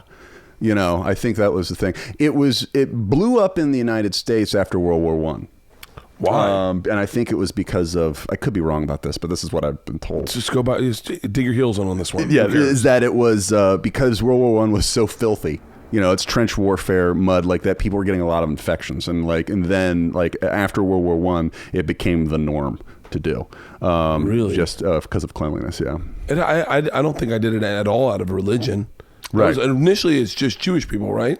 I think that's how it starts. Yeah, but now it's just a cultural thing. It's a Western thing. Yeah. No, we had we did a clitoral mutilation on both my. Oh, you did female circumcision. Circumcision. Well, that I'm for. Yeah. I'm actually a big proponent of female circumcision. Oh. So what's the 24-hour feed? Is that going to be online? Is that going to be on ComedyCentral.com? Yeah, it's gonna be on their Facebook Live kind of thing. Wow, that's going to drive fucking views. Yeah, it'll be cool. We're gonna have an 800 number that people can call in. I'm also going to be doing a Reddit AMA at the same time and answering those questions, trying to solve all the world's problems. What other press are you doing for your special? What other press I'm doing? I'm doing I'm not sure. I have I have a sheet that I look at every night for the next day, kind of thing. I may be doing, at one point I was going to do an AV Club interview during the 24-hour show. That would be cool. But I don't know if that's happening now. That's not a bad idea, is to have other interviews come into you, because they'd love it, because they're going to get press for their stuff. Yeah. So I think we're trying to do some of that. Also, I'm doing an open. I've put out an ad for an open mic. And I've been getting all of these people writing in music acts, juggling, everything like that. And so constantly throughout the show, I'm just going to be doing a parade, a 24-hour long open mic for anybody who signed up. Oh my God. So it's going to be a lot of chaos going on. Oh, that's going to be fucking awesome. Yeah, it'll be fun. The 24-hour thing, I'm a little worried about it, but how are you going to stay awake?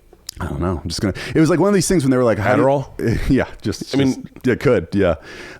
There's one of these things where they're just what do you want to do to promote the thing? And I was like, I could do a 24-hour talk show. That'd be cool. And everyone was immediately like, oh, it's a great idea. And I was like, why I could have said 12? Yeah, could have said 10. Maybe said a 3-hour. 3-hour talk show. Yeah. I can't wait. I'm gonna log on and watch. Oh, and then call in. I can call in. Yeah, or Skype. Be a guest via Skype. Yeah, I'm in a hotel room all day. I'm not doing shit. Yeah. It'd be awesome. Well, we got to set that up. We'll release this Wednesday night. Okay. So that it'll come out. So I do a solo podcast, and I'll do a solo intro to this, and then release this Wednesday night so everyone tunes into your special this weekend. Awesome. Thank you. I can't tell you how impressed I am. I last night I said, you need to start off by telling them how genius you thought that was. Because I was sometimes I forget to tell people. Mm-hmm. I go, oh yeah, But that, I was fucking blown away. Well, that's so nice. I really appreciate that. That's really nice of you. Thank you. Is that? Do you think that's your favorite thing you did on this special? I like the visuals of that one a lot. Dude, it's so badass. Yeah, but there's one that's coming out. There's a couple more videos that I'm really into too. There's 2 or 3 that I really into on this special kind of thing. Did you direct them all? No. My friend Nick Goosen directed them. I know Nick Goosen. You do? How do I know Nick Goosen? He directed Grandma's Boy. He's directed a bunch of stuff. My buddy wrote Grandma's Boy. Oh, okay. Nick Swartzen. Oh, Swartzen. Yeah, he's tight with Swartzen. Yeah. But he directed all the videos for my last special too. He's awesome. Yeah. God damn. Well, man, congratulations. Thank you. Thanks for having me. This is awesome. I hope it really takes off for you. Oh, and I can't wait to see what else what else you do. You're the one thing that was I was really kind of moved by. I was like, oh, this. You've been in a lot of groups, and sometimes you see the group and you go, oh, there's some stragglers. I won't say it, but the state. There's some guys that were in the state, and you're like, oh yeah, they were in the state, but that's not their. I mean, they weren't the driving force of the state. Right. You look at Thomas Lennon, you're like, oh, Michael Liam Black, Thomas Lennon, Michael Showalter. Those were fucking not to discount Carey or anyone else in the state, but those were spearhead guys who were going to do something if it wasn't this. Yeah. And when I knowing Whitest Kids, knowing you, because I saw Miss March, and then hearing about your fucking your talk show at 18 and and then now this, and then watching that video, I went, oh, it was him. Like in my head. I know all of us. I know it was all you guys, but I was like, oh, he was going to succeed regardless. Oh. The last question I got to ask you, and the whole time when you first saw Bo Burnham, do you know Bo Burnham? Yes. Were you like, oh, that would have been me? Because had you grown up at that time doing the internet, like if you were his age, I think he's like 25 or something. Did you find any connection with him? I don't know. No, I mean, I didn't think that. Because you were that guy, right? But you had to go through all the hoops. Yeah. Like you had to go fucking take a class. Go, if the internet had been there for you. Do you ever think that? Like if you? No, I've never thought about that. If you were 10 years younger. Yeah. See, I've always thought about it where in the sense of, I guess I've been looking at it optimistically, where I was always like, oh, thank God YouTube happened when it happened. Like, because it was right when we were starting that, and it was really like, if it had been a couple, years later, like who knows if we would have just been like another sketch group that, toured. I mean, when we got our show, the New York Times did an article like on us and Human Giant, which came out in the same month. And the whole article was basically the internet breaks through to television. Like, so Human Giant and us were the first shows. Who's in Human Giant? It was Aziz, Rob Hubel. Not Rob Riggle. No, Hubel. And Paul Scheer, yeah. Paul Scheer. Yeah, and so our shows were like debuting the same week, really? And so like the New York Times did this. So I always looked at it as like, wow, we really lucked out because it's so funny. I look at things like that too for myself, and then I see other people and I go, like, I think about The State a lot. Yeah. It was one of my favorite sketch groups ever. Yeah. And I go, man, if they had been around during the internet, they would yeah. But then part of you goes, maybe not. Maybe you guys were in a situation where the cream rises to the top, and so if everyone else had the opportunities to make it, it makes it more convoluted. But you guys were so driven. Well, like I think it would be incredibly hard to start a comedy troupe now.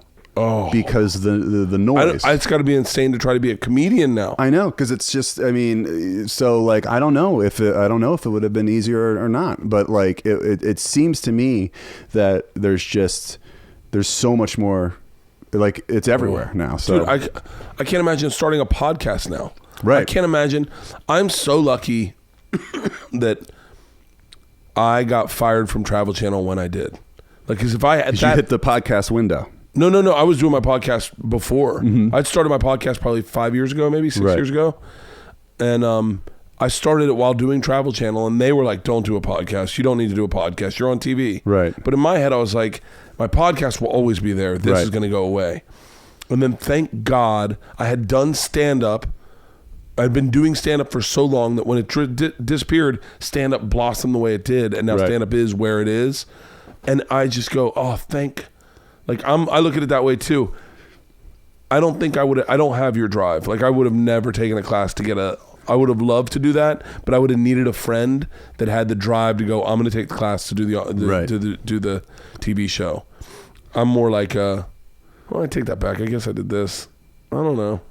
Yeah. I'm a flip-flopper. Well, if you lived on a cow corn farm 30 miles away from your town, you might have done it. Because they're like, I need to do something. I am bored. What do your parents think of what you're doing? Oh, well, they're very supportive of me, but they also do not like what I do, kind of thing. Like, really? They're like, they had a real hard time with the Whitest Kids, like the content, the albums that I put out. They have a real. So they're proud that it's successful. They're proud that I've like made a living, but I think they wish that they love my Disney show. Oh, I bet they do. Yeah. So they wish I just did more stuff like that. Oh, they watch it? Yeah. Well, they're probably aged out now. They're online, but that just happened, like within the fucking last 6 months. Oh, wow. They've just stopped watching. Within the last probably year, they've started watching My 600-Pound Life, Say Yes to the Dress, and Narcos. Yeah, and Narcos. But they were big Disney fans. Yeah. For their whole childhood, and they're very young. Despite, they 13, 11 are young, but they're young for their age. So, yeah. Do you ever think? Do your parents ever say stuff like, "You're so talented. If you gave that talent to the Lord, you could really change lives"? That's subtext. That's there. Yeah, that's a thing. No, it's funny. Like when we first started doing Whitest Kids, it would be on YouTube. My dad would go around and flag our videos. Are you serious? It's inappropriate. Yeah, and he'd call me and he'd be like, "I saw this video you put up, and I thought it was really inappropriate. I flagged it for YouTube to take it down." Anyway, that tree out back finally fell over. And just jump back. I'm like, "Thanks, Dad." Do they come out to LA much? They every now and then, maybe once a year. Yeah. I think more now than since I have the kid. Yeah, like they'll come out more. That's crazy. Yeah, that's crazy. It's such an interesting story. Have you ever tried to write a Christian rock song? No. You should. No, I haven't. No. But it's, I think that would just make them more upset. Well, maybe we'll get you as a cameo on my album. I'd love to. Like what do the rappers call it? Like when guest verse. Guest verse. Yeah. Just back to the love of Jimmy Buffett. Oh my God. When during Whitest Kids, I had a character that I was trying to get going called Warren Seaplane, who was basically young Jimmy Buffett. That was the whole cabana musician kind of thing. Oh. And I had sold it to Super Deluxe. Remember Super Deluxe? Yes. Before the new Super Deluxe, the original Super Deluxe. And I sold them the idea they were going to make a whole series about it, and then it went under. Next. But it's See, I look at it like this is the way. You tell me what you think. What I like about. I'm gonna put them all in the same category, and it doesn't belong in the same category. But what Jimmy Buffett and Bob Marley was, it was simple chord structure, great storytelling, simple verses, catchy, great title, and didn't take itself too seriously. Bob Marley's a little different, but Jimmy Buffett never took himself too seriously. Yeah, and he's a great.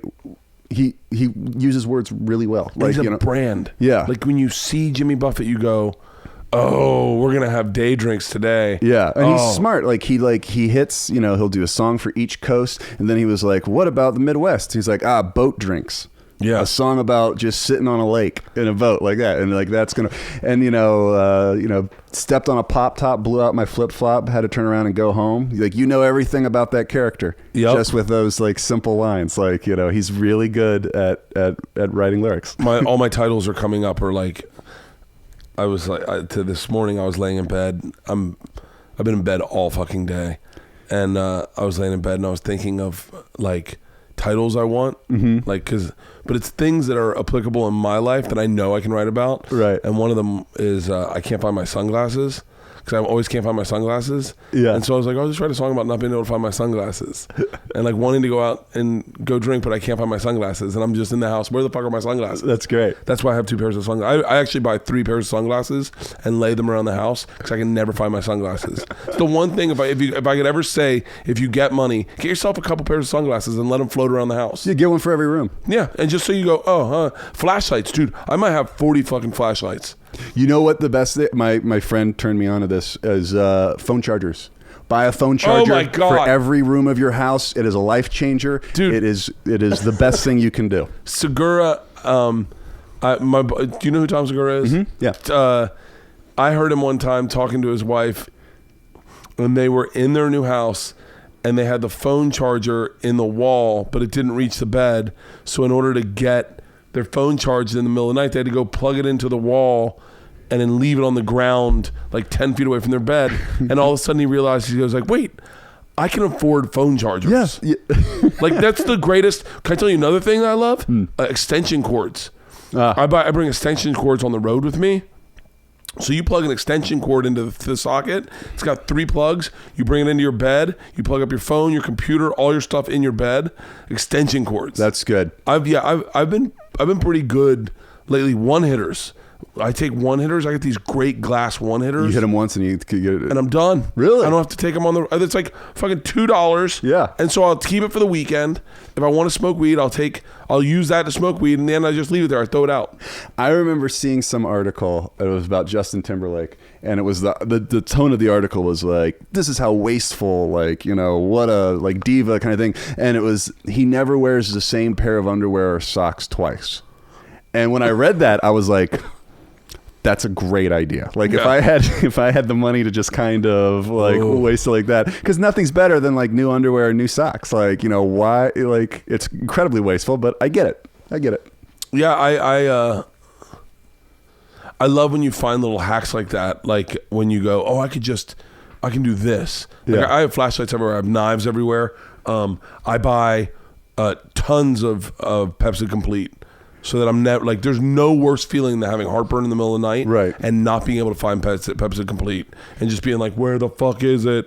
Same thing with my Rogaine. I have Rogaine fucking everywhere because I always run out. Yeah, and it's not, you know, I also believe in the fact, like, if you buy a vacuum, get the nice one. And we've had the same vacuum for 13 years. Bought a really expensive vacuum. My dad's like, you're a fucking idiot. No one spends $900 on a vacuum. My sisters bought a vacuum at the same time. They spent $150 on a vacuum.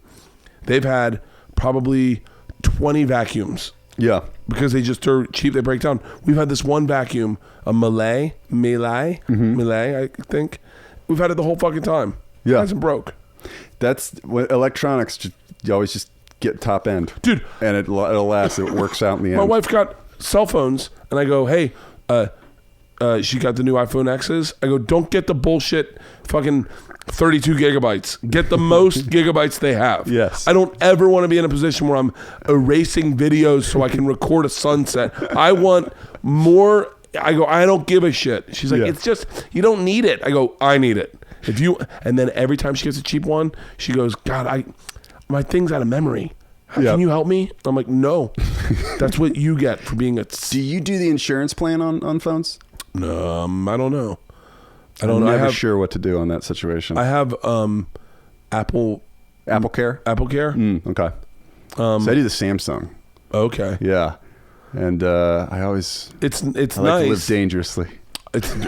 Well, I went through this phase. I sat next to this guy on this plane one time, and he didn't have a case on his phone. That's what I do. Really? No case. Look how broken my screen is. Look at all the cracks on it. Oh, yeah. And I said to him, I said, oh, you don't have a case on your phone? He goes, no, I'm a man. I said, what? And he goes, I take care of my things. When I walk into a meeting, I put my phone on the table. People see that there's no case, and they see my phone's in great shape. They know I'm a man, that I can take care of my stuff. Wow. He goes, I look at you with your phone case, and he goes, I just think, oh, he drops his phone a lot. What kind of life does he live? I was like, yeah. So I got rid of my phone case, stopped using a phone case. And I was like, it made me feel confident, and I'd give people that speech. And then one week, I broke my phone 3 times. And I was like, I'm done. I'm going cases. I don't give a fuck. No, it makes sense. Yeah. I've never had a screen that's not broken, but I still don't use the case. I've never used if a phone breaks, I immediately go get a new one. Like, really? I cannot use a broken screen case. Oh, I can deal with it. For real? Yeah, I'll just stare, like, even down to like the touching, like, well, I can't touch that side of the screen now. I'll run my phone into the ground. Yeah. Oh no. I think I'm on my phone so much, the second anything goes wrong with it, I get a brand new phone. I'm like, no, I can't do that. I got the new Apple laptop. I fucking hate it. Oh, the one with the 4 keypad. Ports. Yep, I got the same one. And I'm like, it's the 4 same ports, and so I need all these attachments. Well, I got an adapter that goes into the side ports that has everything, the HDMI and all that stuff. Yeah, I got that too, but I broke in 2 of them. Oh, really? Yeah, actually, I fucking put it in my bag, and then yeah, I'm a fucking mess. I don't like the keys. I like the old ones that push down. The new ones, the butterfly keys. Not into it. And I don't like the top little bar where I got to open up the volume and I don't like that bar either. I like that I could just hit volume. The fuck? Progress doesn't need to go this far. Yeah, it's not always progress. I don't like the climate right now where it's not cool to call people and you have to text. I think that's regression. because I think so too. People are always misunderstanding tone, and it also takes a long time, like to write all this stuff out, and like and then it takes like 8 texts to do what I could do in 10 seconds on a phone. So. Yeah, Joey Diaz, one of my buddies, Joey Diaz, will not text you. Yeah, he'll only phone call. I get that. And I have a theory. This is not popular. I'm telling you right now. Don't get anyone get upset. But I believe that it is linked to autism, meaning autism is the quickening of the human, meaning everyone's distant. Like, and I just had this conversation with someone on my wife's podcast who has an autistic kid and believes that is the future. That with the way we're going, where everyone's getting into their own bubble and you don't need gregarious, you don't need the P.T. Barnums anymore. Everything's all in your own. You get your groceries online. You get everything delivered. You don't really need to leave the house. Right. But I believe it's something. So it's like an evolutionary step. Yeah, like Darwinism. Is that autism wouldn't have, and I mean, I'm sure there were autistic people in like the 1600s. Right. I'm sure there were, but it was much more difficult to function in society in the 1800s. Right. Autistic as it is today, where you're like, oh, they can definitely give them an iPad, they can do everything. Yeah. That, by the way, I understand. If you're an autistic kid, I'm simplifying everything, and I apologize. I don't mean to. I'm talking about in a broad stroke. That was my idea, and I said it to my wife's friend who has an autistic kid. She goes, "Oh, I completely believe that's what it is. That it's evolutionary." That's interesting. Yeah, I wish I had any stat to back that up.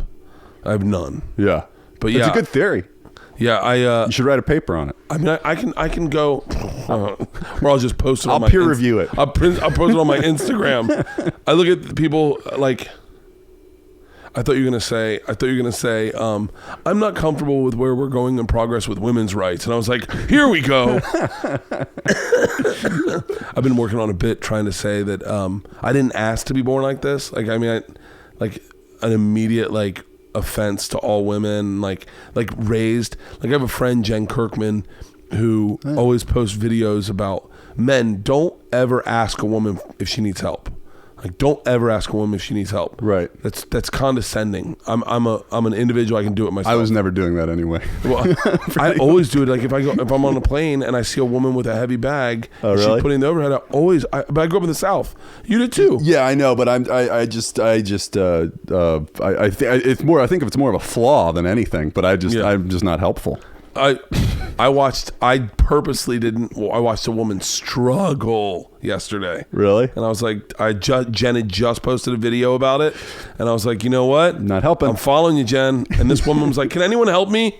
And I was like, sorry, ma'am, you're a lady. You got as much as an opportunity. You yell at her. That is sexist. Yeah, that's sexist that you want help. The fact that you're struggling right now makes me sickened by you as a human. My friend Jen could do it by herself, but I ended up getting up and helping her anyway. It was a heavy fucking bag. Oh, really? Do you want to hear something horrible? We'll wrap this up. I'm just rambling. One time I was on a plane going from, and I'm amazed you have not smoked yet. Oh, yeah. I'm amazed. I've done pretty good, right? Really good. Really good. Well, we started the thing before I asked if you were able to smoke in here. And then I was like... you did? No. What? No, never. Go ahead. No, did you ask me? No, I was like, we started before I would ask, and then I was like, I can get through it. That's crazy. Yeah. I one time was getting on a flight from Canada to Phoenix, Edmonton to Phoenix, and I had a roller bag, and I went to put it up, and it slid, and it landed on a dude's face, and broke his glasses, and didn't break his nose, but bloodied his nose, and he lost his shit on me. Oh my God. Rightfully so. I was super apologetic. But what I didn't know is he had just lost his shit on the flight attendant. And the flight attendant didn't know I dropped the bag on it. So you were the karma. I was karma. And so I said to him, sir, I apologize. It's my fault. Let me at least pay for your glasses. He's like, you couldn't afford these glasses. In my head, I'm like, buddy, I'm sitting in front of you in first class. I can definitely afford your fucking glasses. And he's like, these glasses are $800. And I happened to have sold t-shirts in Canada. So I had like $4,000 Canadian on me. And I pulled out $4,000 Canadian and counted off $800. And I go, here you go. And he was like, he didn't expect that. And then he in the middle of the flight, he came back, gave me $400. He goes, they're not $800. They're $400. And I have a new pair ordered already. These are not my nice pair. And then I was like, okay. But cops were waiting for him when he got off. Oh, really? Yeah, because he was really demeaning to the flight attendant. Oh, wow. He thought that I did that on purpose, that the flight attendant had said to me, when you go to your seat, throw your bag on his face. Really? Yeah, and I was like, no. I'm like, that would never fucking happen. By the way, I saw an interaction with a flight attendant and the guy this weekend. He got in and he asked the male flight attendant something, and the male flight attendant said, huh? And then the guy went, pah, and just walked past him. And I was like, wait, what the fuck's going on? Fucking the world's changing. So 24 hours on Facebook. 24 hours. Your special airs 11 o'clock at night? Midnight. Midnight on Friday. Yeah, midnight on Friday. And what are you going to do to celebrate for it? I'm going to be so tired because I'm going to be up for 24 hours going right into it. I think we're going to have like a party for it somewhere, but I'm going to be exhausted by then. But yeah, tune in to the 24-hour thing and please watch the special. Yeah. We'll put this up tomorrow and I'll make sure to promote it at the beginning of the podcast and talk about it. Or not tomorrow, Wednesday night. And I'll talk about this at the beginning. I wish I still had Gillen's number. I got one quick plane story. Oh, please tell me. So this just happened to me a couple months ago, but I was on, and I think about it probably every day. I mean, I think I tell this story all the time, but I was on the getting ready to fly back. I was doing some show at a club and then coming back to LA, and there was this one dude who was just wasted, like waiting to get on the plane, and he's drunk, like you can smell it on him. He's like loud and yelling. It's like, oh, this guy's gonna get bounced. Like there's no way they're gonna let him on the plane. And they're calling the rows and putting everyone in. And then he says like the wisest thing I've ever heard, which is he goes, "This is stupid." He was like, "This is how they should board the plane. Everyone with a window seat gets on first. Everyone with a middle seat gets on second. Everyone on the aisle gets in third. That way no one's going past each other and trying to get to..." And I was like, why aren't we doing it that way? How did this drunk guy just fix the whole airplane? Yeah, why does first class go on first and then everyone gets to prance past them like as you were, keep going, keep it moving? It should absolutely be windows first, middle seat second, aisles third, and then we get out of here. Like, I've never had an idea that smart. No, and it's just this guy who was just drunk off his ass, yelling, and no one was listening to him.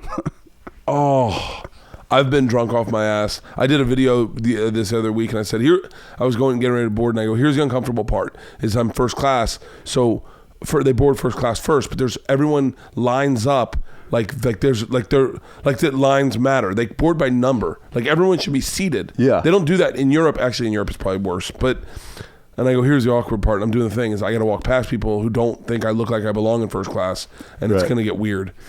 And I roll past... I'm doing another video and I'm rolling past this guy and I'm like, excuse me, are they boarding first class yet? And I'm doing the video and he looks at me and goes, yeah, and I'm sitting first class and I'm waiting in the line and you're right behind me. And I went, ooh, I'm not posting that video. I've had it where Chris Porter, the comedian, saw me. I do it all the time, but I do it because lines give me anxiety. Right. Lines give me anxiety, and the idea that the way the line's set up is like everyone just believes that if they're at the front of the line, they'll be able to board first. But they don't board it that way. They board group one. Yeah. And so I'm in group one, and so I've got to like maneuver through. So I almost duck my head and barrel through the fucking people and just go, excuse me, I'm so sorry. And then when people give me attitude, I go, I'm sitting first class. Mm-hmm. And Chris Porter watched me do it and mocked me so fucking bad. He walked past me in first class. He goes, excuse me, I'm first class. And mocked me to my face. And he was like, that was so obnoxious. And I was like, oh, I know.